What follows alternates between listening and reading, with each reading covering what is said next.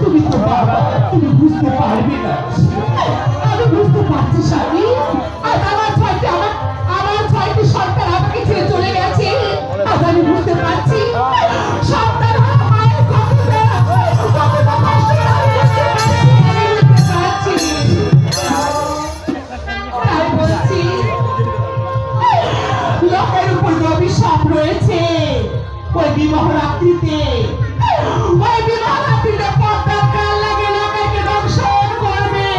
তাই বলছি তুমি একটিবার মায়ের চরণে পুজো করো স্বামী, একটিবার মায়ের চরণে পুজো করো।